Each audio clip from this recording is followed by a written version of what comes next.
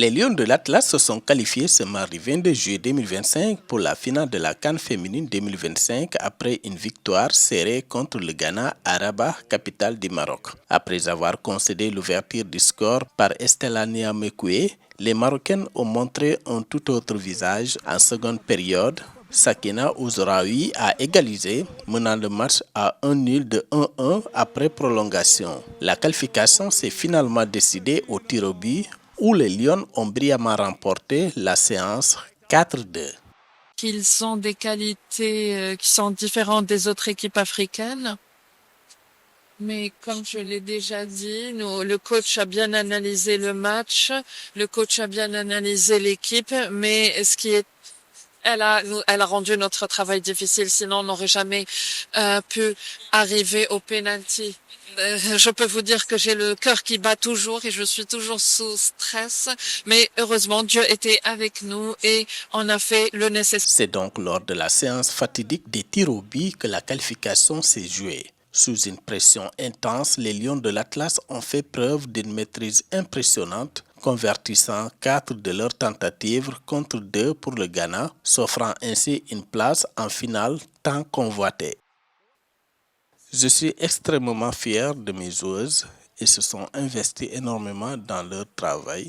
Nous avons évoqué notre état de fatigue avant la rencontre car nous avons eu une journée de récupération en moins que le Maroc, sans compter que nous avons consacré une journée au voyage.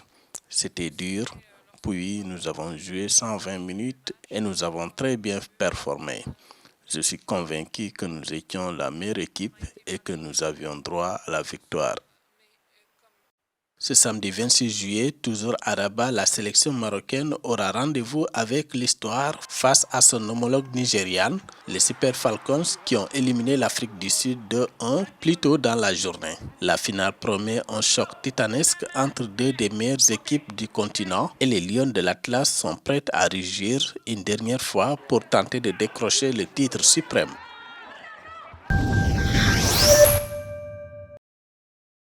Dans cette demi-finale attendue, le Nigeria a frappé fort. Rachidat Adjibade et Michel Alozi ont brillé, offrant aux Super Falcons un ticket pour la finale. C'est Adjibade qui ouvre le score à la 45e minute d'une frappe imparable depuis le point de pénalty. Une juste récompense pour une première mi-temps à sens unique, dominée par une équipe nigériane disciplinée en défense et tranchante en transition. Alozi et Ihezu n'ont cessé de faire pression, multipliant les appels et les incursions dangereuses. Yes, normally you prepare for different situations in the course of the game. Normalement, nous nous sommes préparés à diverses situations de jeu.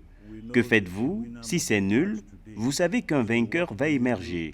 Maintenant, quand vous menez au score, vous savez que vous devez tout faire pour gagner le match. We needed to win the match. And when we completed that equalizer, yes, you could see a little bit, the spirit was shaking a little bit, but the girls had to get themselves quick. Mais les Banyana, tenantes du titre, ne se sont pas laissées faire. De retour des vestiaires, elles élèvent le rythme. À la 60e minute, Hilda Magaï a fauché dans la surface par Osinachi Ohale. L'arbitre désigne le point de pénalty. Sans trembler, Linda Motlaro transforme, relançant complètement le match. Le suspense reste entier jusqu'au temps additionnel. Et à la 94e minute, c'est Michel Alozi qui délivre le Nigeria. Après avoir manqué une première tentative, elle ne rate pas la seconde. Les Super Falcons prennent leur revanche sur la demi-finale de 2022. I think taking up punches, we had quite a few as well. The main on goal, the other in on goals, not sit just before they even scored the second goal. Not getting in on the line. Je pense que nous avons aussi saisi nos chances en marquant après le Nigeria, juste avant qu'ils ne marquent leur deuxième but. Nous avons donné autant qu'eux dans ce match. Malheureusement, ils ont marqué 2 buts. C'est de ça qu'il s'agit. Mais je suis très fier de cette équipe. I think after that injury, I don't know what it is yet, but after that injury, I think it took us a while to be scoring in Vietnam as the mainly that's the reason why we conceded that to come concede by ourselves. Big ups to Nigeria. They also kept Tori and produced it. Le Nigeria reste invaincu dans ce tournoi avec un seul but encaissé. Les joueuses de Randy Waldrum aborderont la finale avec une confiance renforcée. Pour l'Afrique du Sud, l'aventure s'arrête là. Elles tenteront désormais de sauver l'honneur lors du match pour la 3e place. Pour la Coupe d'Afrique des Nations féminines 2025 qui se tient au Maroc. Une révalorisation de 100% qui constitue un véritable tournant dans la reconnaissance et la valorisation du football féminin en Afrique. La CAF va mettre sur table pour cette édition de la CAN 3 475 000 $, soit environ 2,13 milliards de francs CFA. Alors, il faut dire que cette révalorisation est la conséquence de l'attractivité du football féminin sur le plan international.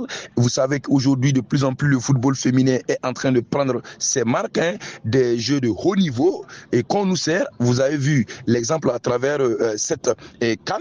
Et aussi, il y a de nombreux téléspectateurs, de nombreux partenaires également qui arrivent à greffer leur image au football féminin. Le lauréat de cette 13e édition recevra désormais une récompense de 1 million de $, soit environ 610 millions de francs CFA. Contre 500 000 $ lors de la précédente édition. Le finaliste recevra 500 000 $, tandis que les équipes arrivées à la 3e et à la 4e place repartiront respectivement avec 350 000 $ et 300 000 $. Même les quarts de finalistes bénéficieront d'un soutien financier de 200 000 $ chacun. Une manne bienvenue pour des fédérations souvent confrontées à des difficultés budgétaires. Il faut admettre que la révalorisation des primes permettra également de mieux rémunérer les joueuses et leurs entraîneurs